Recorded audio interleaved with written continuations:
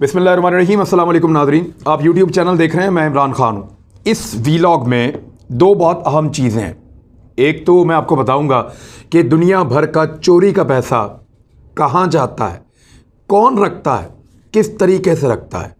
Exactly आपको map दिखा के आइडेंटिफाई करूँगा वो लोकेशन, बिल्कुल छोटा सा एरिया है और कैसे पूरी दुनिया की दौलत को मैग्नेट की तरह खींच रहा है। ऐसे जैसे कोई मकनातीस है जो मेटल की चीज़ों को अपनी तरफ खींचता है, बिल्कुल ऐसे ही वो पूरी दुनिया को एक मैग्नेट लगा के अपनी तरफ खींच रहा है। और वहाँ आलमी तंजीमों का या इंसानी हकूक़ की तंजीमों का या बैनुल अक़वामी इदारों का किसी किस्म का तहफ़्फ़ुज़ात का मुज़ाहरा क्यों नहीं होता, या वो वहाँ पे एक्शन क्यों नहीं लेते, आपको ये बताऊँगा। साथ ही साथ पाकिस्तान की एक बहुत बड़ी फतह, एक बहुत बड़ी कामयाबी, पाकिस्तान के मौक़िफ़ की जीत, वो भी आपको इस वीलॉग के आखिर में बताऊंगा। सबसे पहले तो दुनिया भर का पैसा जाता कहाँ है, इस चीज़ पे गौर कीजिए। ये पैसा कहाँ जाता है, कैसे ले जाया जाता है, इसके लिए आपको उस जगह ले जाते हैं जहाँ दुनिया का ज़्यादातर पैसा जाता है। ये बरतानिया का एक इलाका है जिसको ब्रिटिश वर्जन आइलैंड कहते हैं। सुनने में आपको ऐसा लगता है कि ये यूरोप के आसपास कहीं पे मौजूद है या ये यूरोप का हिस्सा है, लेकिन ना तो ये यूरोप के आसपास कहीं मौजूद है और ना ये बिल्कुल यूरोप के साथ जुड़ता है। इसको ब्रिटिश वर्जन आइलैंड कहते हैं, लेकिन इसकी लोकेशन कुछ और है। अगर आप जो बरे आज़म अमेरिका है, इसके दो हिस्से हैं, दो बरे आज़म हैं, शुमाली अमेरिका और जनूबी अमेरिका। यानी एक को हम लैटिन अमेरिका कहते हैं, दूसरे में जो है वो अमेरिका और कनाडा वगैरह शामिल है। और इनके साथ एक दोनों के बीच में कैरेबियन सी का एक इलाका है। कैरेबियन सी एक बड़ा समुद्री एरिया है इन दोनों के बीच में। ये ज़मीनी रास्ते भी इनको लगते हैं, लेकिन इसके साथ साथ यहाँ पे एक बहुत बड़ा समुद्री एरिया है जहाँ पे क्यूबा भी है, दीगर कुछ और मुल्क भी हैं और मुख्तलिफ बरे आज़म भी हैं। यहाँ पे छोटे छोटे आइलैंड भी हैं, आइसलैंड वगैरह। तो आइलैंड्स वगैरह काफ़ी हैं, यहाँ पे जज़ायर हैं। उन जज़ीरों में इन दोनों शुमाली और जनूबी अमेरिका के दरमियान में अगर आप इस नक्शे को गौर से देखें तो ये वाला जो एरिया आपको अब नज़र आ रहा है, ये है ब्रिटिश वर्जन आइलैंड। ये हिस्सा है बरतानिया का। कैसे, वो मैं आपको बाद में बताता हूँ।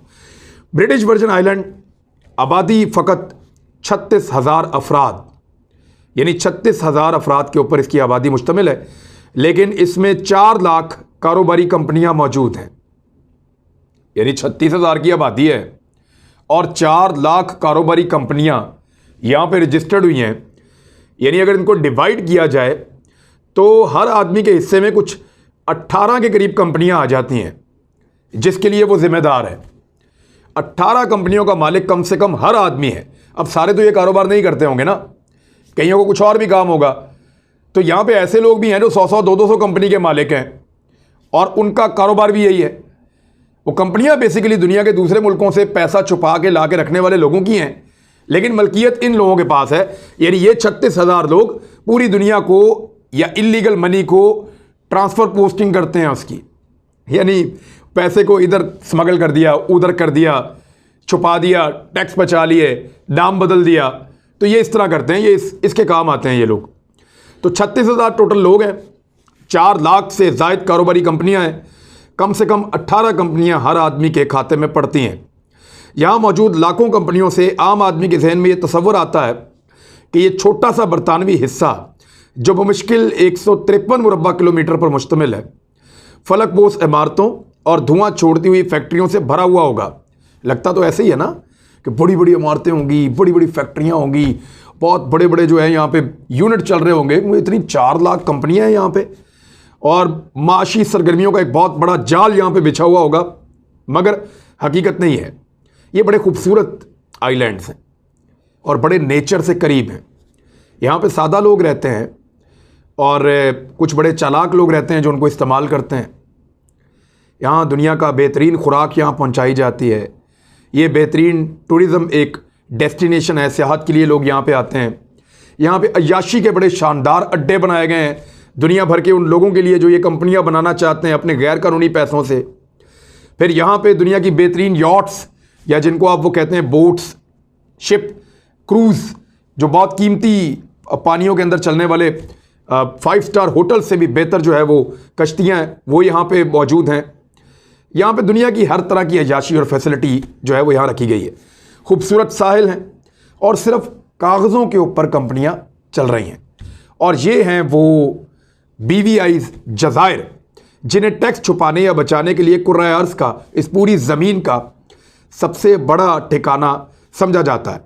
जैसे कि ICIG के सहाफ़ी जो थे, जब वो पहले इसके ऊपर काम कर रहे थे, तो उन्होंने कहा कि ये जज़ायर दुनिया भर से कानूनी कंपनियों, मशहूर शख्सियात, अरबपति अफराद और मुजरिमों को यकसा तौर पर अपनी जानिब राग़िब करते हैं। यानी कानूनी और गैर कानूनी दोनों तरह के लोग अपना पैसा लेके इन जज़ायर की तरफ आते हैं।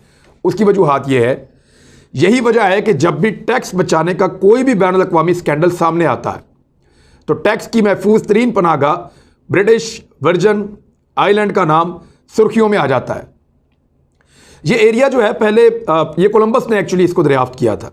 जब कोलंबस ने अमेरिका दरियाफ्त किया तो उसने इसको भी दरियाफ्त किया। यहाँ पे पहले आबादी नहीं हुआ करती थी, तो ये स्पेन के कंट्रोल में रहा इलाका 16वीं सदी के बाद से, क्योंकि स्पेन ने जाके अमेरिका पे कब्जा किया था और स्पेनिश थे, यूरोपियंस थे, उनके ये कंट्रोल में रहा। बाद में उनसे फिर बरतानिया ने ले लिया और ये अब तक बरतानिया के पास है। और मौजूदा स्टेटस इसका क्या है मैं आपको बताता हूँ।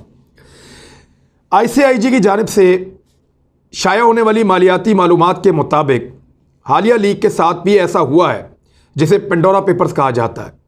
ये तकरीबन 1 करोड़ 20 लाख दस्तावेज़ात का लीक होना है, जो दुनिया के चंद अमीर तरीन और ताकतवर लोगों की खुफिया दौलत, टैक्स चोरी और बाज़ सूरतों में मनी लॉन्ड्रिंग को राज को अफशा करती है, इस राज को खोल देती है। ये इलाके किसी दौर में बहरी कज़ाकों के कब्ज़े में होते थे और वो इन आइलैंड्स को इस्तेमाल करते थे। आपने कैरेबियंस के ऊपर फिल्में देखी होंगी, तो यही कैरेबियन आइलैंड्स हैं जो अमेरिका की जो तजारती शिप्स जाया करते थे उनको लूट लेते थे और यहाँ पे कभी भी कानून की अमलदारी नहीं रहती थी। ये लोग पकड़े भी नहीं जाते थे। मशरकी कैरेबियन में वाक़ ब्रिटिश वर्जिन जज़ायर 4 बड़े जजीरों पर और 32 छोटे छोटे जजीरों पर मुश्तमिल इलाके का नाम है, जिनमें से तकरीबन 20 जज़ायर बिल्कुल गैर आबाद हैं। और कोलंबस ने, मैंने आपको पहले बताया कि 1493 में इनको दरियाफ्त किया था और 16वीं सदी में ये फिर स्पेन के पास चले गए थे। उसके बाद ये स्पेन से बरतानिया के कंट्रोल में आ गए। सन 1773 में वहाँ एक मकामी सिविल हुकूमत बनाई गई थी। सन 1960 में ये जज़ायर एक क्राउन कॉलोनी, यानी जो मलका है उसके अंडर एक खित्ता बन के आ गया था। सन 2002 में एक ब्रिटिश ओवरसीज़ टेरिटरी इसको बना दिया गया था कि जो बरतानवी लोग हैं ये उनकी एक ओवरसीज़ टेरिटरी है, यानी है ये बरतानिया का, मलकियत ये उनकी है, लेकिन ये कैरेबियन में है। अमेरिका के 2 बरे आज़मों के दरमियान ये कैरेबियन सी के अंदर ये वाक़या है, बहुत दूर, बरतानिया से बहुत दूर। एक बरतानवी NGO है टैक्स जस्टिस नेटवर्क, उसका ये कहना है कि BVI जज़ायर या ब्रिटिश वर्जिन आइलैंड के जो जज़ायर हैं इन पर तकरीबन कोई टैक्स नहीं है, या इनका कोई मुअस्सर टैक्स का कोई निज़ाम ही नहीं है। कोई कैपिटल गेन टैक्स नहीं है, कोई विरासती टैक्स नहीं है, कोई गिफ्ट का टैक्स नहीं है, कोई सेल्स टैक्स नहीं है, कोई वैल्यू एडिड टैक्स नहीं है, यहाँ टैक्स लगता ही नहीं है। और इसी वजह से बुनियादी तौर पर जो उजरत, ज़मीन की मलकियत के साथ कारोबार पर मुख्तलिफ कमीशनों पर टैक्स के ज़रिए आमदनी ये सिर्फ जमा करता है। यानी ये जो टैक्स जमा करता है वो ऐसे करता है कि जो लोग वहाँ रहते हैं उन्होंने ज़मीन खरीदी, बेची, उसके ऊपर टैक्स, कोई थोड़ी आमदनी होगी तो उसके ऊपर टैक्स, कोई और तरह के टैक्सेस हैं वहाँ पे। ये जो कंपनियां बनाने वाले बड़े अमीर लोग होते हैं, ताकतवर लोगों से वहाँ पे टैक्स नहीं लिया जाता।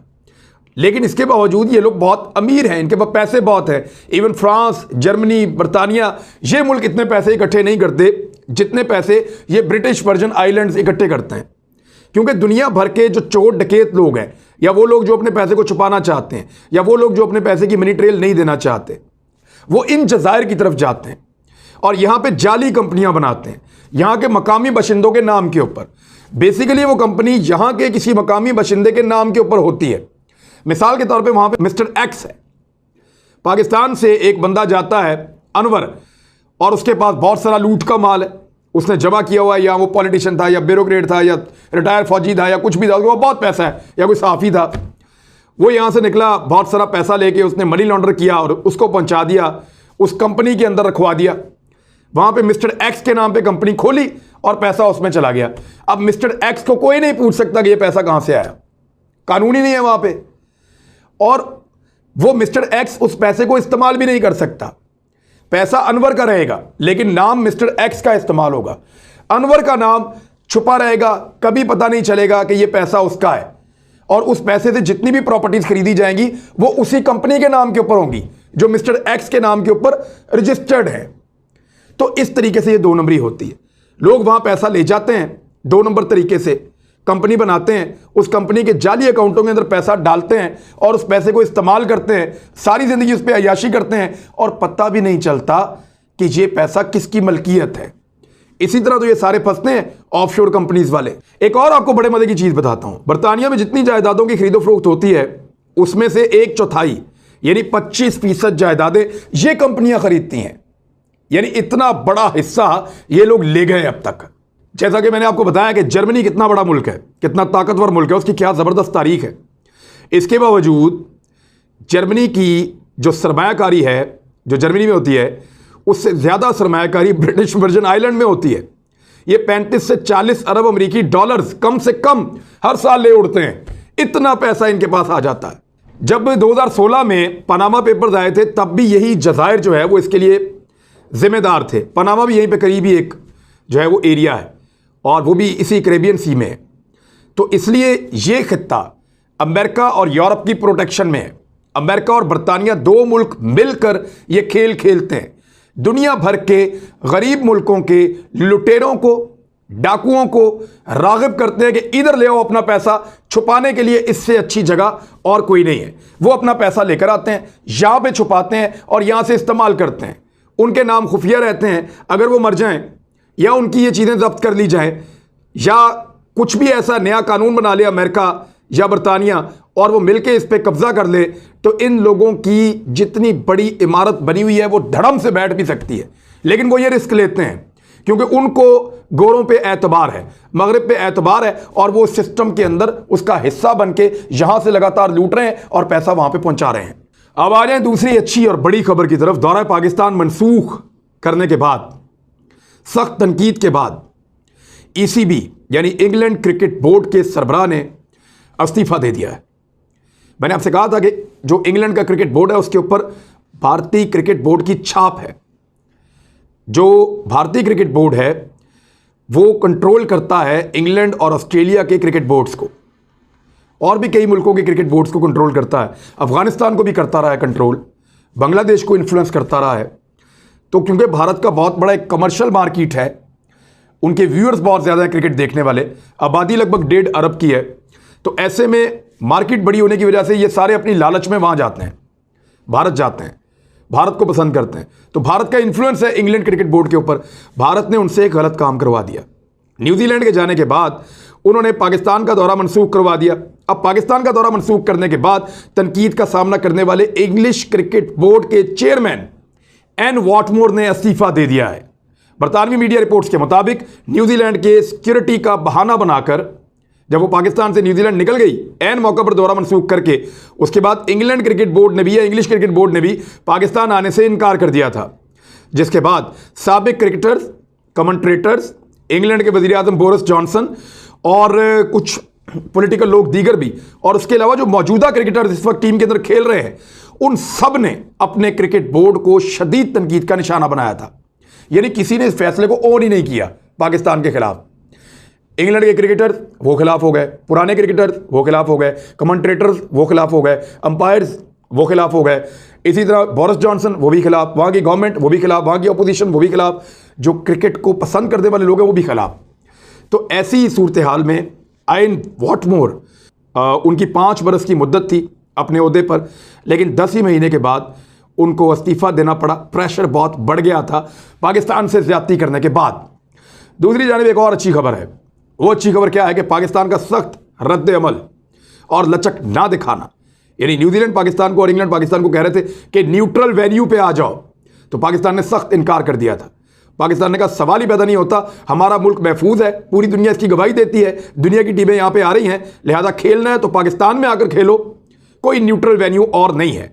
तो पाकिस्तान क्रिकेट बोर्ड के चेयरमैन रमीज राजा ने सेनेट की कायमा कमेटी को न्यूजीलैंड और इंग्लैंड क्रिकेट टीमों के दौरे मनसूख होने के मामले पर आगाह किया है कि गैर मुल्की टीमों के दौरे मनसूख होने पर पाकिस्तान की जानिब से सख्त रद्द अमल का इजहार किया गया है। और कीवीज क्रिकेट बोर्ड ने, यानी जो न्यूजीलैंड का क्रिकेट बोर्ड है, उन्होंने दौरा पाकिस्तान रीशेड्यूल करने की तैयारियां शुरू कर दी हैं। हमारे दबाव से न्यूजीलैंड दौरा रीशेड्यूल कर रहा है, अगले हफ्ते अच्छी खबर सामने आएगी। ये रमीज राजा ने एक और दावा किया है, तो ये भी एक बेहतर खबर है। एक अच्छा प्रेशर पाकिस्तान की तरफ से डाला गया है। जबकि जो वेस्ट इंडीज़ की क्रिकेट टीम है या वेस्ट इंडीज़ के जो क्रिकेटर्स हैं, उन्होंने बड़े अच्छे स्टेटमेंट दिए हैं। उन्होंने कहा कि पाकिस्तान का दौरा मनसूख करने के पीछे मगरबी तकब्बुर एक वजह था। वेस्ट इंडीज़ के ख़ास तौर पे जो साबिक फास्ट बॉलर माइकल होल्डिंग हैं, जिनका बड़ा होल्ड है वेस्ट इंडीज़ की क्रिकेट में। अच्छा, ये वेस्ट इंडीज़ भी वहाँ कैरेबियन में ही है, जहाँ का मैंने आपको पहले स्टोरी बताई, ब्रिटिश वर्जन आइलैंड उसके करीब ही है वहाँ पे। तो माइकल होल्डिंग का कहना है कि इंग्लैंड ने पाकिस्तान का दौरा मनसूख करके मगरबी तकब्बुर का मुजाहरा किया। इंग्लिश क्रिकेट बोर्ड का बयान मुझे ठीक नहीं लगता, इसका कोई जवाब नहीं है। कोई भी सामने आकर दौरे मनसूख करने के फैसले का जो रद्द-ए-अमल है वो इस तरह से नहीं दे सकता कि उसने दौरा मनसूख कर दिया तो हम भी कर रहे हैं। ऐसा नहीं हो सकता कि पाकिस्तान जैसे महफूज मुल्क के अंदर खेलने से बड़ी टीमें इनकार कर दें सिर्फ इस वजह से कि एक चली गई है तो दूसरी भी जा रही है। अब तक के लिए इतनी, अपना ख्याल रखिएगा, अपने इस चैनल का भी। अल्लाह हाफिज़।